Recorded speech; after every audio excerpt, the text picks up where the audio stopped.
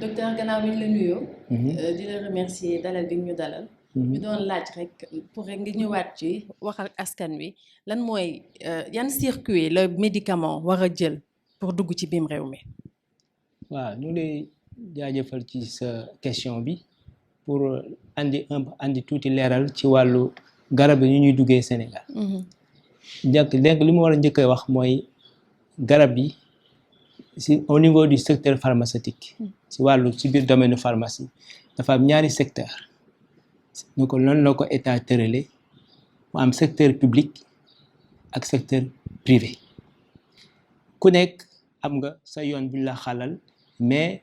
ku nekk day jaar sa yoon mais am na ay pont yu dox seen diggante yoo xam ne nañ am ay collaboration boo jëlee secteur public pharmaceutique bi nga xam ne ñoom ñooy dugal garab yi di ci ëpp yi nga xam ne pour secteur public yi te PNA mooy le seul grossiste répartiteur du secteur public moom la état jox sañ-sañ boobu mu réserver ko pharmacie nationale d'approvisionnement nag moom day importer ay médicaments si bitim réew mais tam dafay jënd ay médicaments yoo xam ne dañ ko defaree fii ci réew mi garab yooyu muy jënd ak di ko importer tam yi muy jënd ci biir réew mi ak yi muy importer bitim réew yëpp bu ñuy ñëw yëpp boo ci gis dafa war a am autorisation boo xam ne moo koy dugal ci circuit pour ñu mun ko jaay parce que dafa am loo xam ne pour ñu mun ko jox askan wi garab bi dafa war a répondre à des normes de qualité. dañ ko war a saytu. dañ ko war a saytu ba nga xam ne càmbar ko ba nga xam ne kii war nañ ko mun a jox nit ñi ñu ko jëfandikoo am si liñ ci seen tu maanaam am ci seen tan ak seen wér-gu-yaram. autorisation boobu kan moo koy joxe. autorisation boobu bu fekkee secteur public la ak secteur privé yépp direction de la pharmacie et du médicament moom le ministère de la santé ak état cëral pour mu joxe autorisation yooyu loolu moom direction boo xam ne bu mag la bu nekk ci au niveau du ministère de la santé ñoom ñooy réguler maanaam ñoom ñooy saytu di càmbar lépp lu war a dugg ñoom ñoo lay jox kayit buy mën ne fekkee da nga ko importer ñoo lay jox kayit ñun pharmacie nationale d'approvisionnement bu ñu soxlaa kayit direction de la pharmacie et du médicament moo ñu koy jox secteur privé pharmaceutique tam bu ñu ko soxlaa tam direction de la pharmacie et du médicament moo leen jox autorisation mais nag ki nga xam ne moo soxla mooy laajte day def demande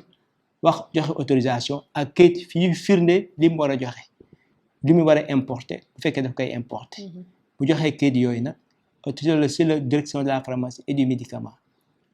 di sukkandiku càmbar ko soog a mun a joxe autorisation pour que produit bi bu fekkee dafañ koy importer mën a dugg ci réew mi bu dee produit boo xam ne tam fi lañ ko defaree tam non seulement day am autorisation de commercialisation loolu bu daañu taxaw si parce que dafa am loo xam ne dafa am tuuti différence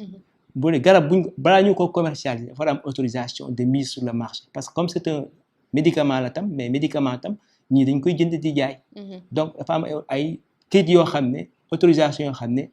ki nga xam ne moo defar garab bi moom mooy demander andi documentation bi yëpp ak échantillon ñu càmbar ko ba nga xam ne kii ñu xam ne apte na pour ñu mun ko jox nit ñi. am na répondre na normes yi yëpp daal. waaw répondre na normes yëpp bu boobaa dañ koy defar autorisation de mise sur le marché. boobu benn pàcc la. boobu mooy jiitu. maintenant nag boo demee ba nga xam ne yow mi nga xam ne garab bii am na autorisation de mise sur le marché bu ne nga xam ne Sénégal ministre de la santé moo koy joxe bu boobaa nag garab boobu mën nañ ko distribuer ci biir dëkk bi ci biir hôpital yi doolu ko ci pharmacie ak ci pharmacie yi yëpp. instant nag bu fekkee nag boobu garab bu fekkee keneen da nga ko bëgg a soxla mu jógee bitim réew da ngay autorisation boobu fekk am na ko ba pare léegi mais boo dee dugg xam nga luy dugg nag il faut mu jaar si frontières yi te frontières yi moom mu loo ko traversé te wane woo kayit bi nga war a wane nag pour que douane libérer produit boobu parce que lu ñu fiy dugg tamit il faut ñu xam lan moo fiy dugg à ce moment là douane bu fekkee am nga autorisation boobu si la nga koy wan douane si base autorisation bi nga xam ne direction de la pharmacie et du médicament jox na la ko moom si lay sukkandiku pour donner son ok maanaam mu joxe waawam ne bii mën naa dugg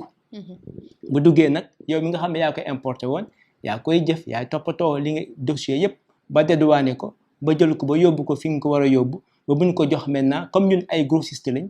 bu dee pharmacie nationale d'approvisionnement da koy andi fi ñuy wax magasin central bu ko andee magasin central nag recevoir ko réceptionner ko càmbaraat ko ba nga xam ne lépp jaar na yoon ñu soog ko yóbbu fi ñuy wax pharmacie régionale d'approvisionnement yi nga xam ne région yëpp am nañ ko bu boobaa nag hôpitaux yi ñoom ñoo koy jox structure de voilà santé. ñoom ñoo pharmacie régionale d'approvisionnement nag moom moo koy jébbal hôpital yi centre de santé yi ak poste de santé yi mais noonu la ak district sanitaire yi noonu la circuit bu fekkee circuit public la bu dee circuit privé nag sama yoon tam ay suñuy naataangoo la ñoo xam ne tam circuit bi ñu jaar fa la ñuy jaar ñoom itam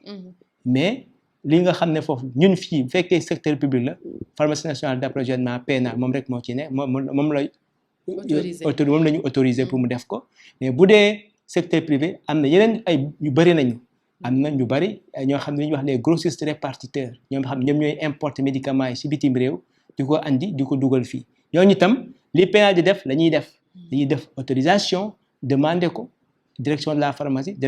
pharmacie càmbar ko saytu ko soog leen a jox autorisation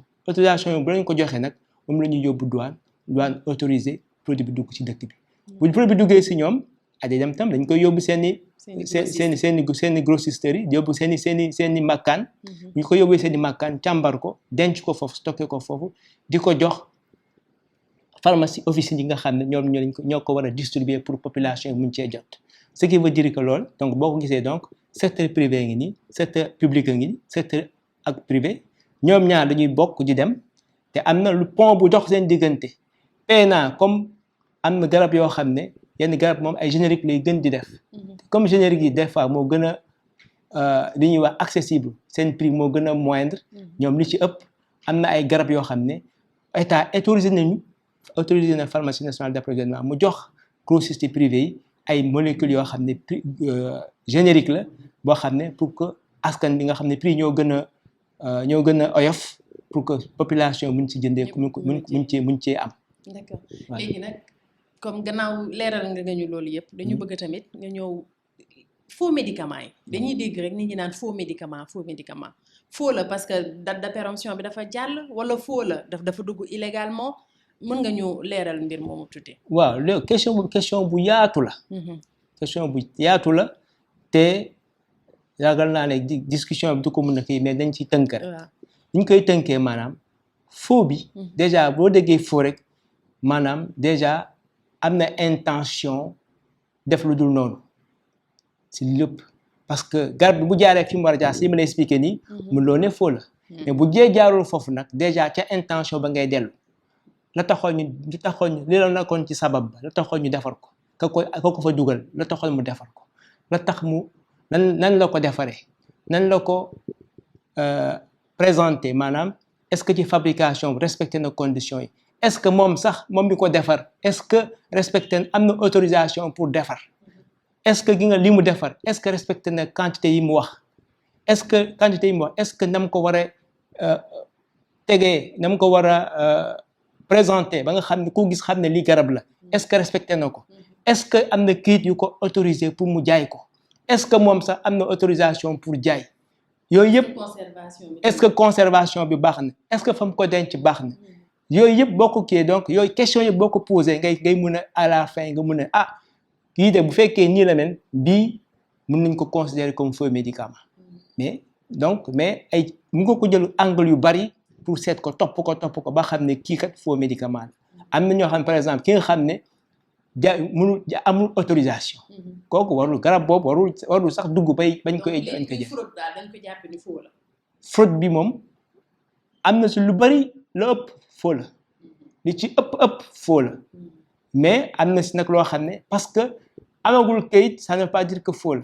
mais donc amagul autorisation pour dem ku amagul autorisation da ngay toog balaa nga commencé booy dafa mel ni nga nekk ci làmb balaa nga commencé bëre da ngay laaj il faut que arbitre bi ne prip bu waxul prip ko commencé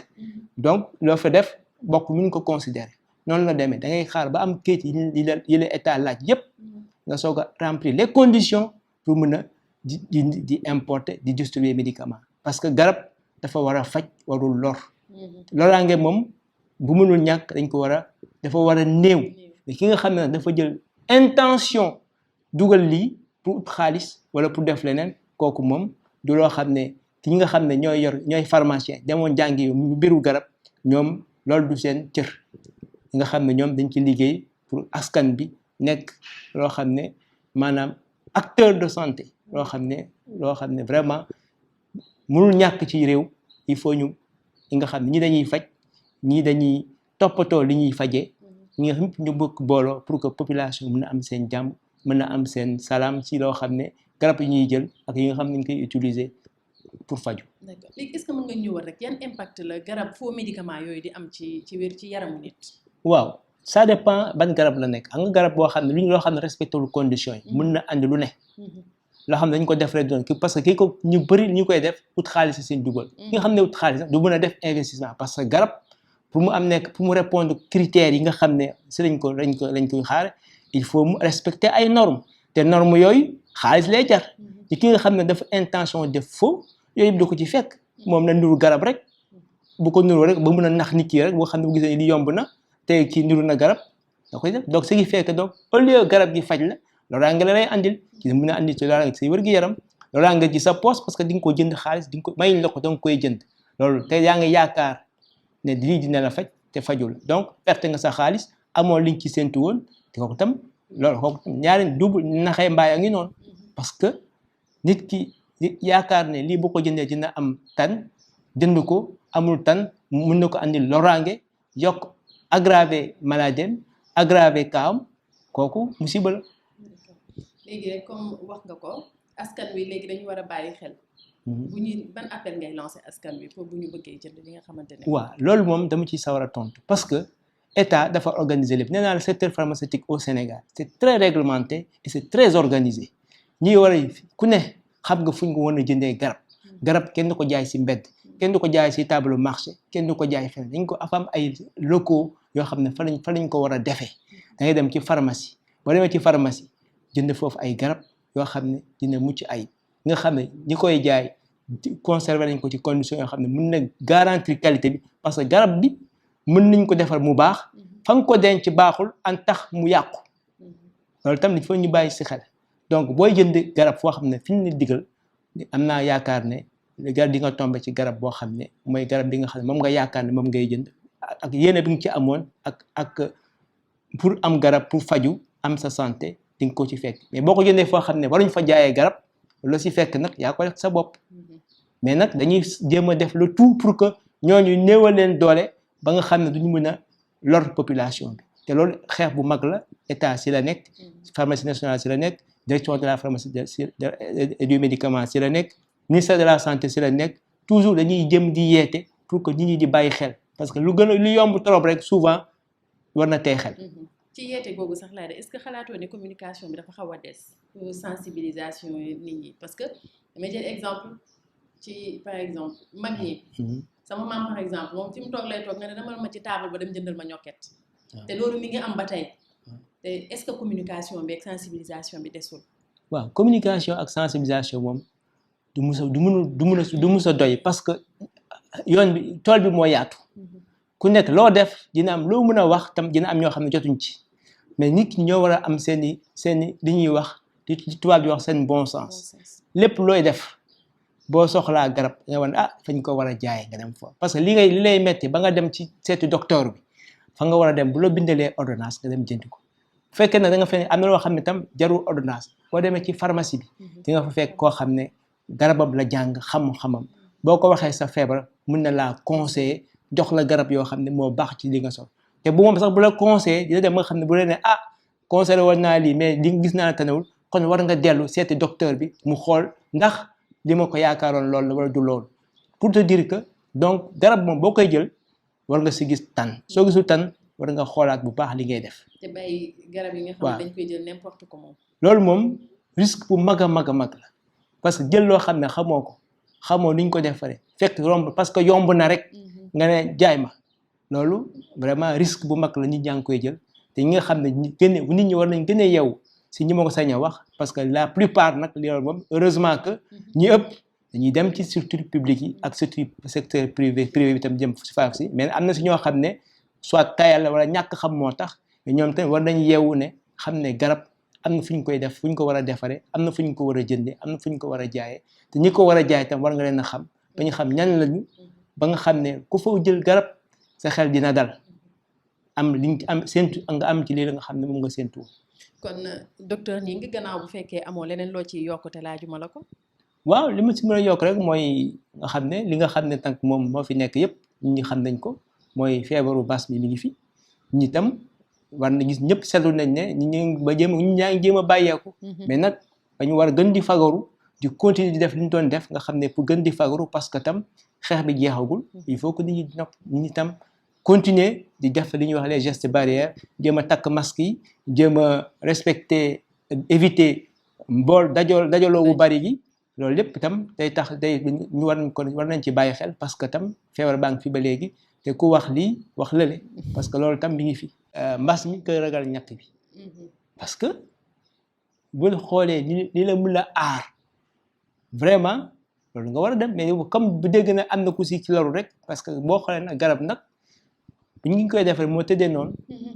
boo dafa mel ne nga ne nit def na accident dootuma dugg oto di noonu